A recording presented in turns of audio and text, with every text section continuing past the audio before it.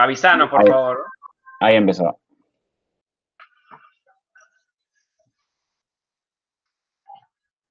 Buenos días. Me voy a presentar. Yo soy el doctor Narváez, médico del Servicio de Terapia Intensiva del Hospital Eva Perón y especialista en clínica médica, docente de la Facultad de Rosario de Medicina. Hoy vamos a hablar de sepsis y shock séptico. Recordar que la sepsis es una de las patologías que comúnmente se ven en los servicios de emergencias y en los hospitales, y es una de las patologías que dependen del tiempo. Esto quiere decir que si no las tratamos en forma oportuna y rápidamente, los pacientes suelen evolucionar más. Vamos a repasar algunas definiciones para que tengamos en cuenta en el desarrollo de la clase. ¿Qué es una infección? Puede ser la presencia de gérmenes en un sitio que normalmente es estéril, o bien que si no está documentada la presencia de gérmenes, sí puede haber manifestaciones clínicas de infección, como puede ser un cuadro con una neumonía que tiene fiebre, expectoración, características radiológicas de un infiltrado pulmonar, pero que a veces no podemos documentar los gérmenes. Lo mismo puede pasar a lo mejor con un cuadro abdominal, con una peritonitis fecal a punto de partida, puede ser un apéndice, un divertículo. De las otras definiciones a repasar, lo que es el SIRS o síndrome de respuesta inflamatoria sistémica, que básicamente tiene en cuenta una serie de criterios. Por un lado, temperatura, mayor a 38.3 o menor a 36 grados, la frecuencia cardíaca, que suele estar elevada, frecuencia respiratoria o parámetros respiratorios que se tienen en cuenta, como la presión de dióxido de carbono, por debajo de 32 milímetros de mercurio, o la presencia de leucocitosis o de leucopenia. En líneas generales, la síndrome de respuesta inflamatoria sistémica pueden surgir a partir de una infección o de otras circunstancias, como pueden ser una pancreatitis, un politraumatismo, un gran quemado. ¿Qué es sepsis severa? Es una sepsis asociada a disfunción orgánica, que generalmente denota alteración de la perfusión o hipotensión arterial sin respuesta a la expansión adecuada de volumen. Estas son las nuevas definiciones de sepsis y shock séptico. Recordar que la sepsis es la disfunción orgánica causada por una respuesta anómala del huésped a la infección que supone una amenaza para la vida. Y el shock séptico es una situación en que las anormalidades de la circulación celular y del metabolismo subyacente son lo suficientemente profundas como para aumentar la mortalidad. Acá tenemos en este esquema todas estas definiciones que estuvimos repasando: infección, sepsis, síndrome de respuesta inflamatoria sistémica, shock séptico. Tener en cuenta estos parámetros para definir un poco lo que es respuesta inflamatoria sistémica: temperatura, frecuencia respiratoria, glóbulos blancos.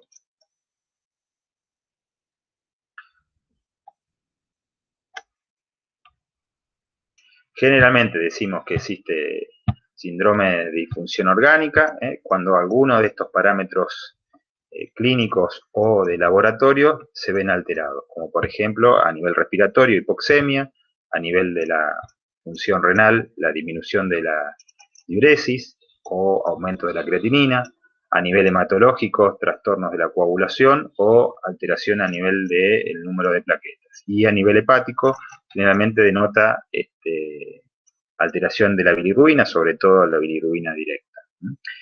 A nivel de la perfusión de los tejidos, uno de los parámetros es el aumento del ácido láctico, así como también variables hemodinámicas que generalmente denotan hipoperfusión, que se traducen en líneas generales con hipotensión arterial, una presión sistólica menor a 90 milímetros de mercurio, y en todo caso que tengamos mediciones de presiones arteriales medias, en forma invasiva o no invasiva, una PAM por debajo de 70 milímetros de mercurio. Para repasar, en parte de las fallas orgánicas múltiples, pueden ser falla hepática, falla respiratoria, falla renal. tener en cuenta que habitualmente el pronóstico de falla hepática, renal y respiratoria son indicios de mala evolución de los pacientes, más que los hematológicos o la disfunción a nivel del aparato digestivo o del sistema nervioso central.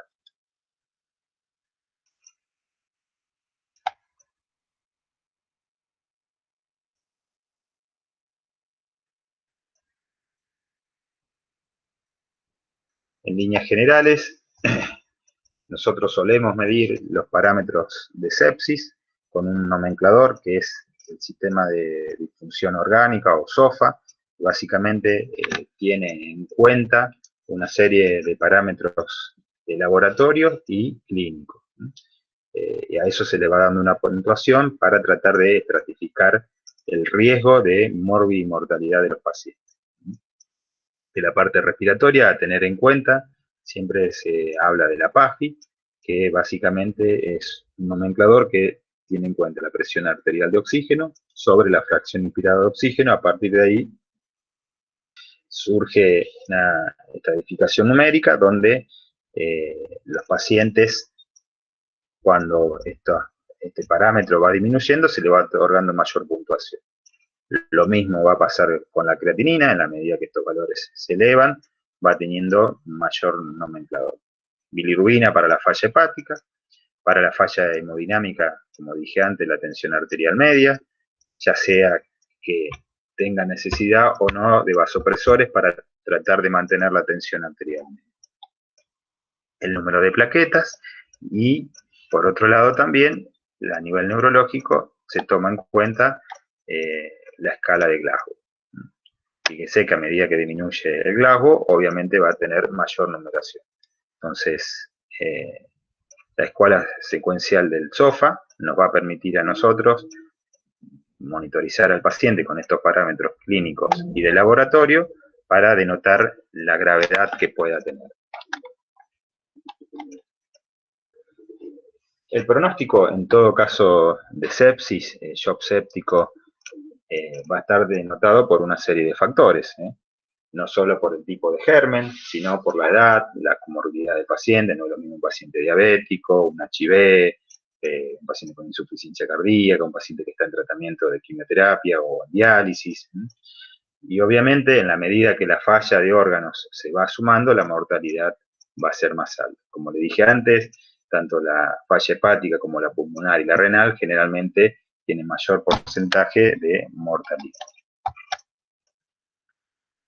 Tener en cuenta que las causas que producen los cuadros de sepsis shock séptico, en líneas generales, si bien pueden ser virus, hongos, bacterias y parásitos, habitualmente son más que nada bacterias.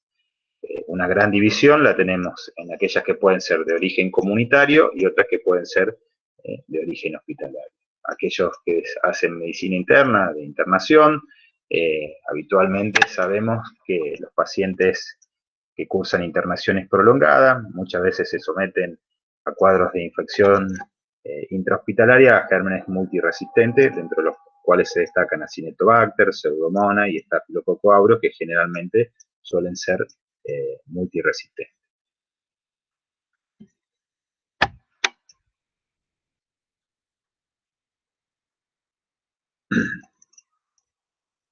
Tener en cuenta que los pacientes que cursan internación prolongada, sobre todo en unidades de cuidados críticos, suelen tener muchas medidas invasivas, distintos tipos de catéteres, suelen estar sondados, canalizados, y habitualmente uno de los grandes problemas con los cuales nos encontramos actualmente es la sobreutilización de los antibióticos, lo que generalmente nos va dando mayor resistencia a un grupo de gérmenes que habitualmente suelen ser mucho más difíciles de combatir en este tipo de situación. Básicamente, la fisiopatología que se destaca en esta situación de sepsis, se sabe que más que nada se ha estudiado el impacto de lo que son las bacterias, sobre todo a nivel de la membrana, que es lo que desescatilla la respuesta inflamatoria a nivel del grupo de los leucocitos. En líneas generales, siempre participan una serie de mediadores, tanto antiinflamatorios como proinflamatorios. Habitualmente debe haber un equilibrio entre estos mediadores para que el paciente pueda combatir los distintos tipos de infecciones y de esta manera evitar la disfunción mitocondrial, la disfunción a nivel endotelial que produce falla a nivel de la microvasculatura y que va llevando a las disfunciones orgánicas y obviamente a la de las citoquinas que se destacan como inflamatorias, una de las principales es el factor de necrosis tumoral alfa, que generalmente va a producir una serie de cambios a nivel de cardiovascular, a nivel respiratorio, a nivel digestivo, y habitualmente tienen mayor tendencia a la vasodilatación y aumento de la permeabilidad en distintas circunstancias. Aparte del factor de necrosis tumoral alfa, se destacan las interleuquinas, la 1, la 6, la 12. Acá vemos en estas próximas diapositivas, un poco más detallado, cómo interaccionan las bacterias con nuestro organismo, neutrófilos. Básicamente se destacan en la pared los liposacáridos de las bacterias, que son los que generarían la respuesta a nivel de los neutrófilos y se van liberando las distintas citoquinas que llevan a la lisis bacteriana con activación del complemento.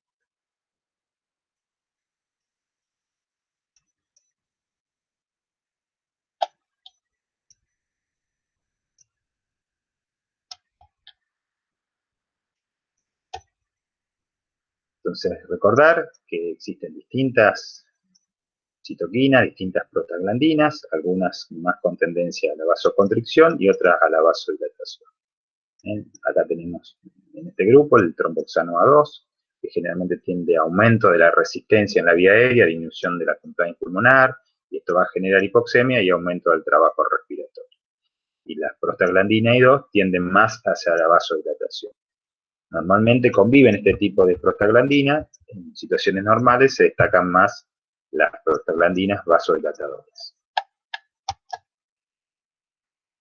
Como les dije antes, esta respuesta inflamatoria que genera nuestro organismo debe estar equilibrada entre la respuesta inflamatoria y la antiinflamatoria para llevar a la curación. En la medida que la respuesta inflamatoria sea mayor que la antiinflamatoria, habitualmente va a transcurrir hacia el síndrome de respuesta inflamatoria sistémica con la disfunción orgánica múltiple, shock séptico y la muerte. En líneas generales, los pacientes con sepsis, habitualmente el cuadro clínico va a destacar el cuadro donde se genera el proceso, ya sea a nivel pulmonar, donde se destacará si es una neumonía, tos, catarro, fiebre, si es a nivel urinario, puede haber disuria, polaquiuria, dolor lumbar, si es a nivel de piel y partes blandas, habrá que tratar de buscar alteraciones tróficas en los miembros, en donde haya generado el proceso. Tener en cuenta siempre de los pacientes cuando el foco no está claro, de vestirlo completamente, revisarlo, sobre todo los pacientes diabéticos que a veces pueden tener lesiones y como tienen alteraciones de la sensibilidad, pueden pasar ocultas.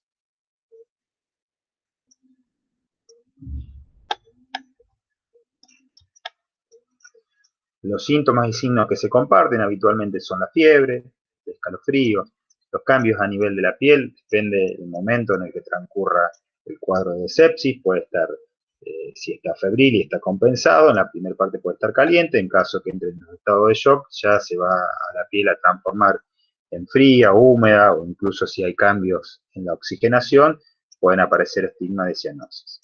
A nivel del sistema nervioso central puede estar el paciente de delucio, pasar por distintas situaciones de estar confuso, aletargado, incluso puede estar en un estado de coma.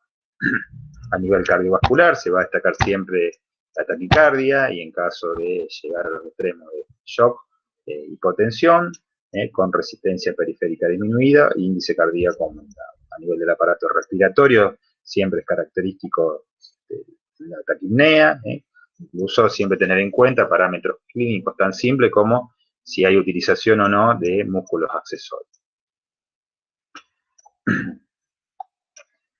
Tener en cuenta siempre a nivel renal un signo muy simple como es la cuantificación de la diuresis para tratar de ver la perfusión a nivel renal.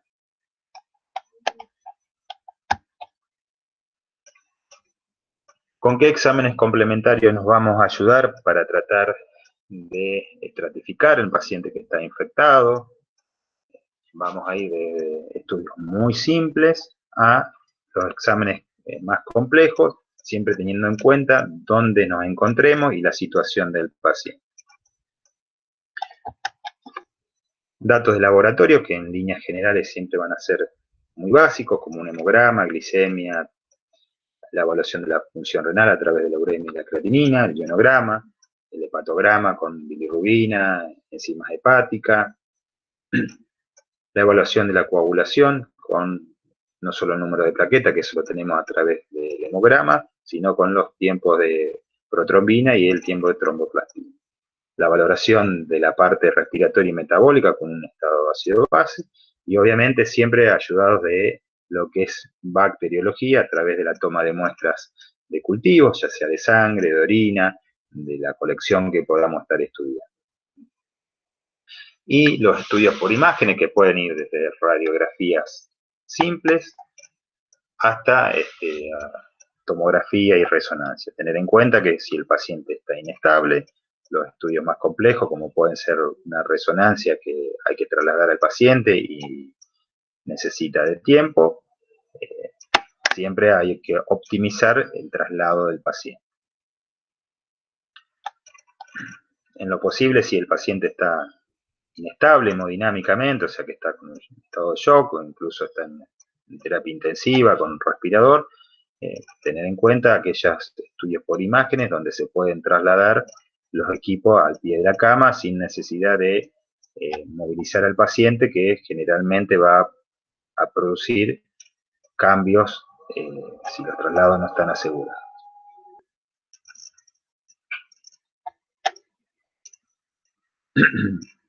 Ahí vemos distintos tipos de imágenes, tomografías, resonancia, ecocardiograma.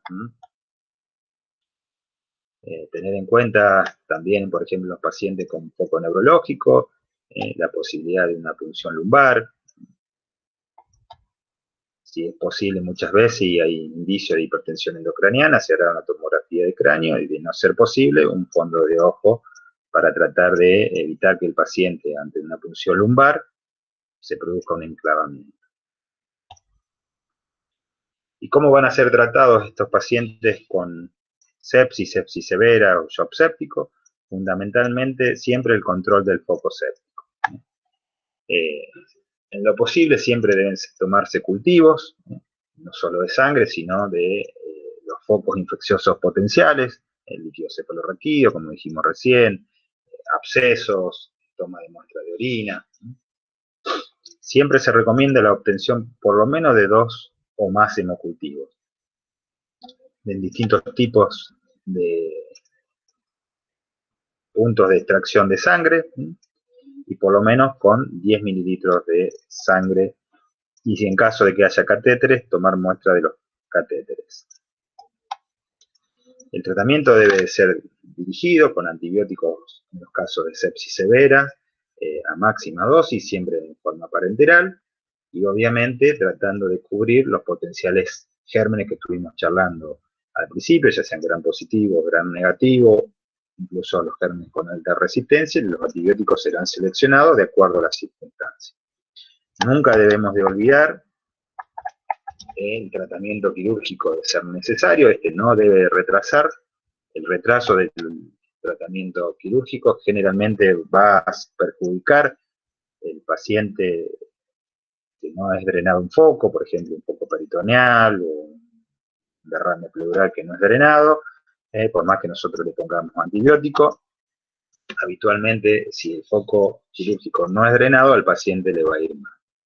Entonces, nunca debemos retrasar ni el tratamiento antibiótico, en lo posible debe ser lo antes posible, tomar muestra por lo menos de cultivo de sangre y rápidamente implementar un esquema antibiótico a altas dosis, incluso si a veces no se tienen los gérmenes, ¿no?, bien precisado qué grupo puede ser, si gran positivo o gran negativo, se hará sinergia con distintos tipos de antibióticos. Y les vuelvo a reiterar el tema de la parte quirúrgica. Esta tampoco debe retrasarse, tratando que muchas veces los equipos quirúrgicos o los equipos por imagen que tienen que hacer intervencionismo, estabilizar el paciente, porque muchas veces la estabilización está en drenar o tratar de resolver esos focos quirúrgicos.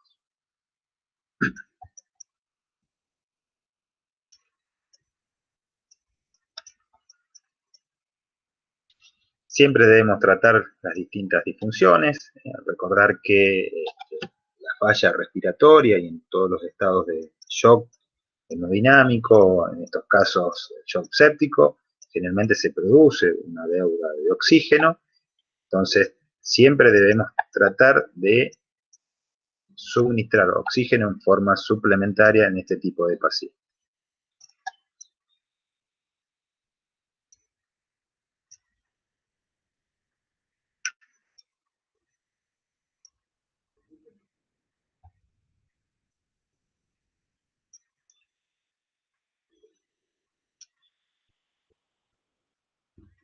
Recordar que el tratamiento temprano, dirigido a conseguir objetivos, influye en forma favorable en la sobrevida de los pacientes con sepsis grave y shock séptico. El sostén hemodinámico lo vamos a hacer habitualmente tratando de tener algunos objetivos, que básicamente es lograr una tensión arterial media acorde, alrededor de 70 milímetros de mercurio, una presión venosa central de 8 milímetros de mercurio, y lo vamos a lograr con distintos tipos de fluidos. Recordad que existen dos grupos de fluidos, básicamente las soluciones cristalloides y los coloides. En caso de que el paciente no responda a la infusión de este tipo de soluciones, nos vamos a poder ayudar con vasopresores. Básicamente lo que más se utiliza habitualmente es la noradrenalina, pero bueno, otros pueden ser dopamina, dobutamina. Acá vemos un esquema de la capacidad de expansión que tienen las distintas soluciones, ya sea cristaloides o coloides. Recordar que lo que habitualmente se usa más comúnmente y económicamente es lo más recomendado es la solución fisiológica, que por cada litro de infusión de solución fisiológica se logra una expansión de 180 mililitros. Y en el otro extremo tenemos, por ejemplo, la albúmina, que tiene mayor capacidad de expansión y es un coloide. Otro tipo de coloides que habitualmente se pueden utilizar, tenemos el Lestran, algunas soluciones coloides sintéticas como la poligelina, y los monitoreos hemodinámicos pueden ser de dos tipos, básicamente no invasivos o invasivos, que generalmente los invasivos significa colocar catéteres a nivel arterial periférico o uno de los catéteres que comúnmente se utilizan en las unidades de cuidados críticos son el catéter de Swan-Ganz, que básicamente sirve para medir los índices cardíacos y las presiones a nivel pulmonar.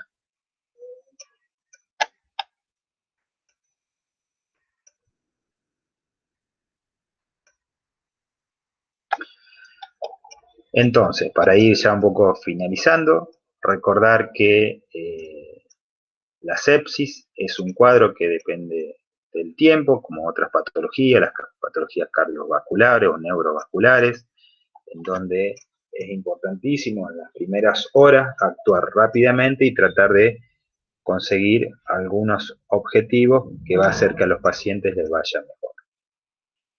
Lo ideal sería tener muestra de cultivo y administrar antibióticos dentro de las primeras 3 horas, así como mantener una situación hemodinámica con el aporte de cristaloides y evitar de esta manera que el paciente se hipotense.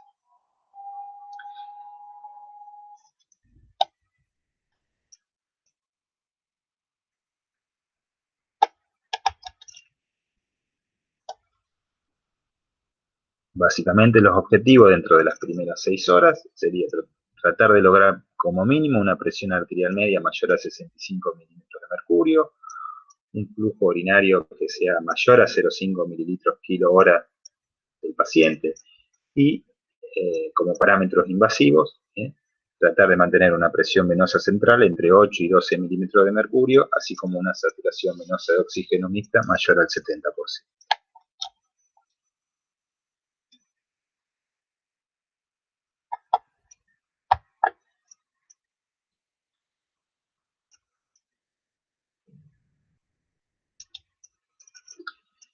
¿Qué otros tratamientos vamos a hacer como medidas generales de todo paciente que esté con sepsis, disfunción orgánica múltiple y shock séptico? Básicamente existen otro tipo de sustancias que se pueden utilizar, que realmente se las menciono para que la tengan en cuenta, porque si la leen, uno de los que se puede utilizar es la proteína C activada recombinante humana, que realmente lo que hace es modular la respuesta inflamatoria. Tener en cuenta siempre el objetivo de que estos pacientes tengan valores de hemoglobina por encima de 7 gramos por decilitro, en caso que los pacientes tengan valores de hemoglobina por debajo de esa situación, tener en cuenta las transfusiones, la utilización de corticoides. Muchas veces estos pacientes tienen una insuficiencia suprarrenal relativa, así que tener en cuenta muchas veces el empleo de corticoides para tratar de optimizar la situación hemodinámica.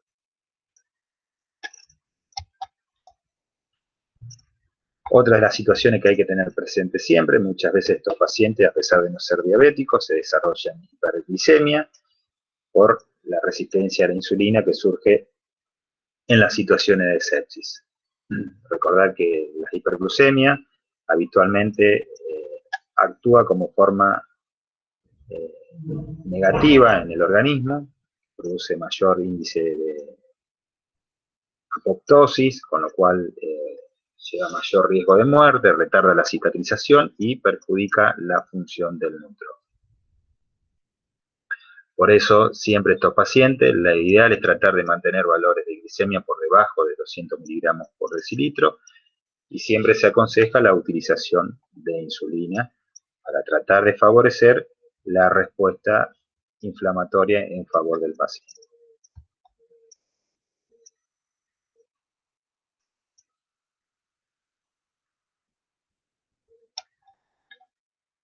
Recordar también el soporte nutricional en los pacientes infectados, ¿no? Recordar que siempre hay una alta demanda calórico-proteica y en lo posible estos pacientes también deben ser suplementados de distinta manera para tratar de mantener un aporte calórico-proteico mínimo, que va a favorecer en el desarrollo de la respuesta inflamatoria.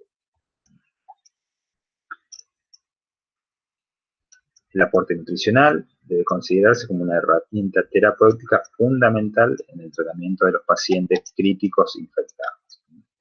La nutrición puede ser en forma enteral, si se puede respetar el tracto gastrointestinal a través de la vía oral, o muchas veces si el paciente está sedado o su estado de conciencia no lo permite, tratar de hacerlo a través de una sonda nasogástrica o nasoseyunal, o incluso en algunas circunstancias gastrotomía o yeyunectomía. En caso de que no se pueda utilizar la vía enteral, se lo hará en forma parenteral.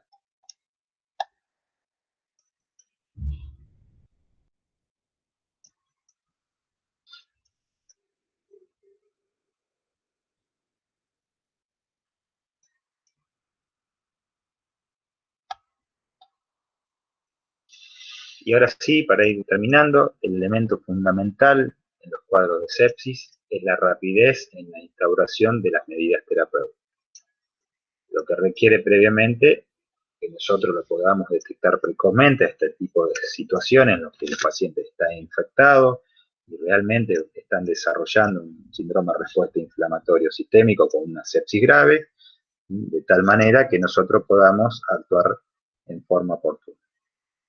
Entonces, la sepsis grave y el shock séptico son emergencias médicas. El tratamiento basado en el apoyo hemodinámico, el aporte del oxígeno y el control de foco infeccioso debe hacerse en forma precoz e intensiva. Muchas gracias. hemos terminado.